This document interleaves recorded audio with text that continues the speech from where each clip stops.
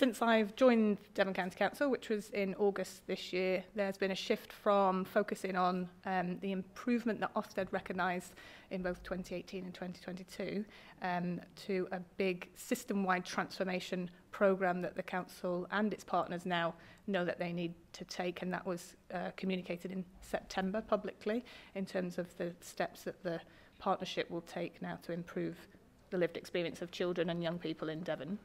What kind of, I suppose parents that say there's the 20-week target, in reality that's 18 months by the time you fought the council and finally got your plan, and then there isn't the help at the end.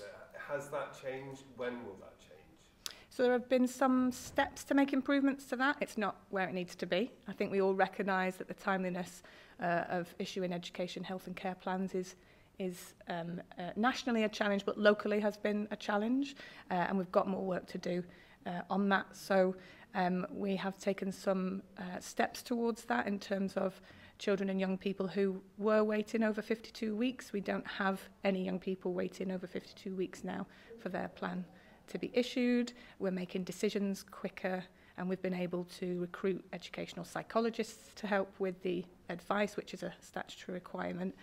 So there have been some small steps to improving the sort of bigger picture, and there's more to do on that. It's interesting, I spoke to one parent who was very happy finally after a long battle with their help that their child was getting. But they felt a sense of guilt that they're speaking to other parents that aren't getting that, and parents are having to advise each other how to fight the system. What's your thoughts about that? I think one of the things that we're looking at as part of our transformation programme is how we make sure that parents have the right advice and information and are able to access that in a way that is clear. So we're doing quite a lot of work on our local offer, send local offer, so that parents are able to access the right information to be able to get the support that they need whilst they're waiting for their plans, but also in terms of before that, and supporting children at the earliest possible moment is a key theme in terms of our transformation work. I know you're looking at family hubs. Will that play a big role? I heard one example of a child that's supposedly under 10, is actually 7, being told to catch a taxi to their place where they can get support. They're too scared to get in a taxi on their own, age 7, and they're simply not going. Will the family hubs help with issues like that? Will that bring potentially help closer to where people are? Yeah, family hubs are a key element of our early help offer and our intention to help children and families at the earliest possible moment, and that's a lot of work that the council is doing across children's services in terms of parents and young people being able to access family hubs to gain the support that they need. When will we see changes? What changes will we see in a sort of rough estimate of timescale? So the accelerated progress plan that we've put online shows some of the milestones that we've got in terms of our response specifically to what Ofsted and the Care Quality Commission identified.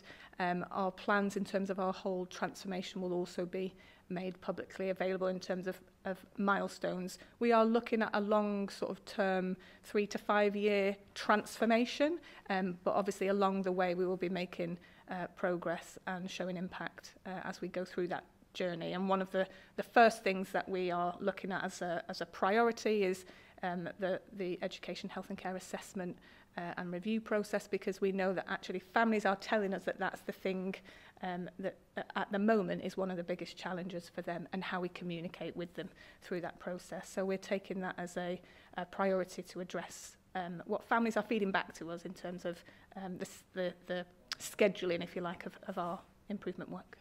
Do you think the support will be there once they have the plan? Will that materially change, do you think, in Devon in the next 3 to 5 years? So, for example, people say, well, I've got my plan, but it's almost meaningless, very little has actually practically changed. Will the plan lead to change that the parents can see? I think the plan should lead to improvements for children and young people so they get the support they need. My view is that the theme that we've got around early help and inclusion is to try and meet needs at the earliest possible moment, like we say. And actually, sometimes children might not need plans to access the support we need, and we need to get better at that. So we need to work with our schools and our health colleagues to ensure that support is readily available for children when they need it, and therefore then those that do go on to have education, health and care plans who have got more complex needs will also be able to access that support. So we should be making sure, and we will be making sure, that actually those plans have impact for our children and young people. And to do that, there's a whole plan around how we quality assure that that's part of our transformation work as well. And how do you hope to bring the parents with you on this 3 to 5 year journey? So we're working with our parents. As I said, one of the ways that we've prioritised the transformation programme is from feedback from parents. We work particularly with our Parent Carer Forum in Devon, who are funded by the Department for Education, and there's 152 parent carer forums across the country that DFE fund, and they are our strategic partner, and we'll work with them to hear the voices of parents and carers, and we're always working with them to think about how we reach a diverse range of parents as well. Has there been an anecdotal story of, you know, a child that perhaps was struggling before August, before you started, that there has been a help, there has been a change for? Yeah, so I think one of the challenges with this, when you're working with SEND, is there's quite a lot nationally that is negative, but we get many instances actually over the last 5 months of positive stories from families who are feeding back and complementing the work of some of our teams, where we've had children who have been reintegrated back into mainstream settings, actually with the right support to be able to access the support and the education within their community. And I think that's what we strive for all our young people, that they are involved in their communities as much as possible. And that's not just school, but wider than that.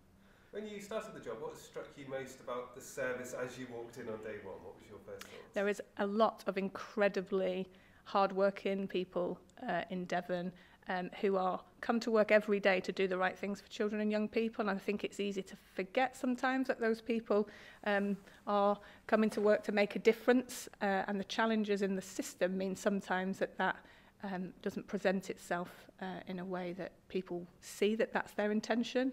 And so I think one of the privileges of working in Devon actually in the last 5 months is how much the staff are really committed to young people in Devon. And in 3 to 5 years' time, what kind of capacity differences would there be? Say, for example, someone has a plan, how would that plan, if it was issued in, say, 3 to 5 years, be different? What kind of extra resources would you expect to be open to the person who's been given that plan? So I think for that question, I don't want to focus just on the education, care, health and care plan being the answer to everything, because what we're trying to do is enhance the capacity to support schools, again, for children at the earliest possible moment. So whether there's a plan or not, what we're looking at is the design of our services in order to wrap round schools and work with schools to support children and young people with special educational needs. So that should be regardless of whether they've got a statutory plan or not. We're looking at how our services are designed to do that better